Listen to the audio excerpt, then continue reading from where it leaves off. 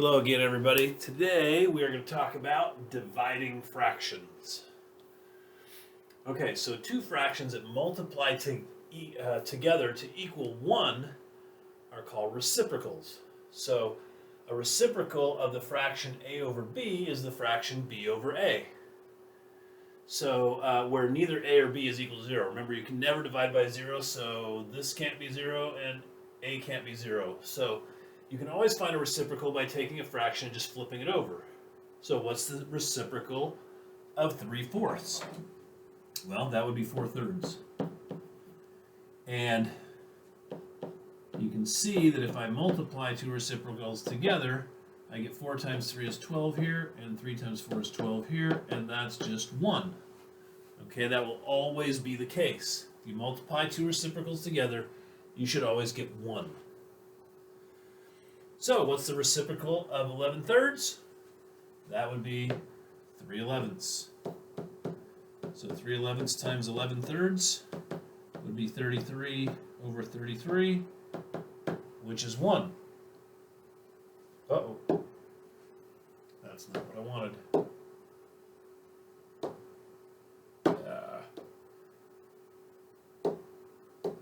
There we go. Okay. So,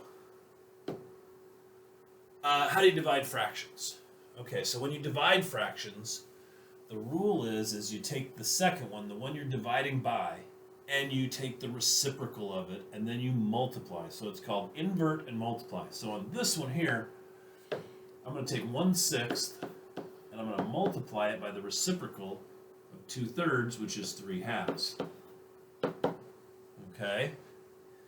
Now, I can multiply straight across. I get 3 over 12, which will reduce to 1/4. Okay? Or, if you prefer,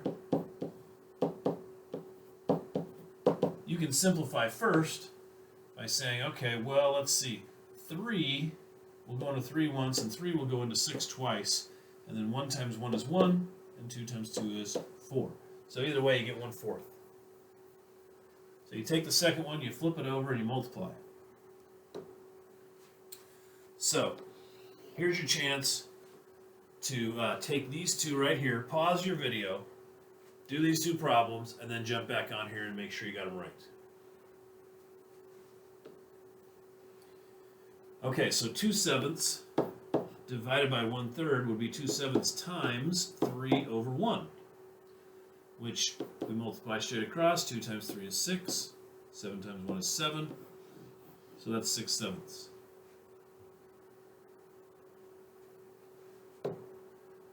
Over here, this would be 3/8 times 4 over 1.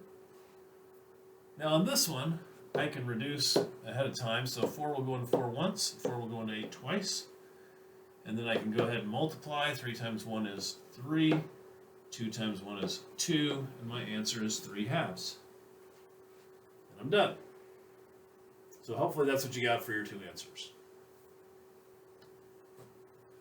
Okay, a piece of wood is 3 feet long. How many 3/4 foot pieces can you cut from the piece of wood? Okay, so you're going to take 3 feet, and you're going to divide that by 3/4 of a foot. So the first thing we want to do is we want to take this and make it 3 over 1. And then we want to multiply. We want to invert this, make this 4/3. Okay, and oh, look at this. I've got 3 down here and a 3 up here, so those will cancel. And I multiply it, I get 4 over 1, which is just 4. And if you look at the picture over here, you've got 1, 2, 3 foot piece of wood, and it's cut into fourths. And they show you here. Here's a 3/4 foot piece. And then another 3/4 foot piece would be right here. And a third one would be right here. And then I get a fourth one right there. So I fit 1, 2, 3, 4 of them into that board. Goes with our answer. Okay, dividing a fraction by a whole number. So 4/5 divided by 2. Well, this one's a pretty easy one. You can do this in your head, and you say, oh, well, half of 4/5 is going to be 2/5. But if we want to do it a little more mathematically, and they don't always divide evenly or nicely like that one, we can take 4/5. We want to divide that by 2/1. So that is the same thing as taking 4/5 times 1/2. And then I can reduce early here because 2 will go in there once and 2 will go in there twice. And 2 times 1 is 2, and 5 times 1 is 5. So this becomes 2/5, which is what we said it was at the beginning.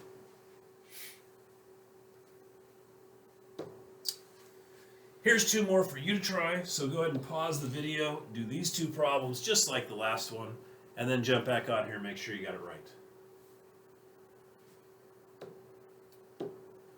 Okay, so for this one, we're going to say, hey, 1/2 divided by 3/1 is the same thing as 1/2 times 1/3. Take the second one and flip it over. This is 1 times 1 is 1, and 2 times 3 is 6. So that was a super easy one. Nice and clean, didn't have to reduce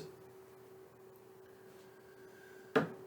Okay, 2/3 divided by 10/1 is the same as 2/3 times 1/10. And at this point, I can say, well, 2 will go in there 1 time and 2 will go in there 5 times.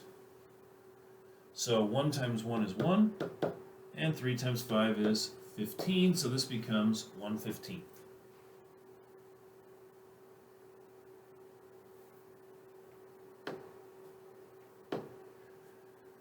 Okay, use your order of operations to evaluate. So be really careful about this. If you don't look really carefully, you could think this is a plus sign, right? So I've got 3/8 plus 5/6 divided by 5. So with my order of operations, I always do division first before addition. So I'm going to do this part of the problem first. So this is going to become 3/8 plus, this is going to be 5/6 times 1/5. Remember, this is 5/1 right here, and I'm going to invert the second one and multiply. And I can cancel these out. And so this is going to become 3/8 plus 1 times 1 is 1, and 6 times 1 is 6.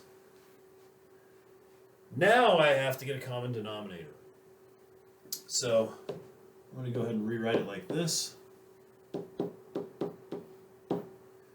And my common denominator for these is going to be 24.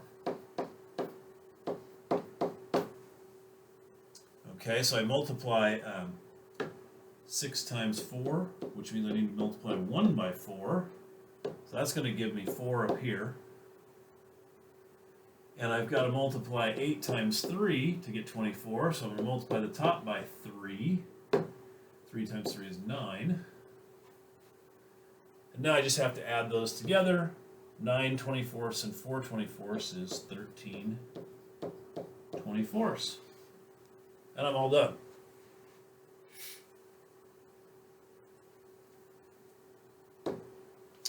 I'm going to let you try this one on your own. Make sure you follow your order of operations. So pause the video, then jump back on and take a look and see if you got the right answer. Okay, so I'm going to do this part of the problem here first. Because it's division, it comes before subtraction. So remember, I'm going to invert the second one and multiply. So this is going to be 3/8 times 4/3. I'm going to do that before I subtract 1/6. Okay, now the 3's will cancel here, leaves me with 1 and 1. The 4 will cancel with the 8, leave me with 1 and 2. So this becomes 1 times 1 is 1, and 2 times 1 is 2. So this is 1/2 minus 1/6. So now what I'm going to do is I'm going to take this and rewrite it like this. I'm going to get my common denominator. So that's going to be 6, because 2 will go into 6. So this is going to be 3/6, and this is just going to be 1/6. I don't have to do anything to that. I subtract, I get 2/6, and now I can reduce my fraction because 2 will go into 2 once, and 2 will go into 6 3 times, so my answer is 1/3. So you should have got 1/3 for that one.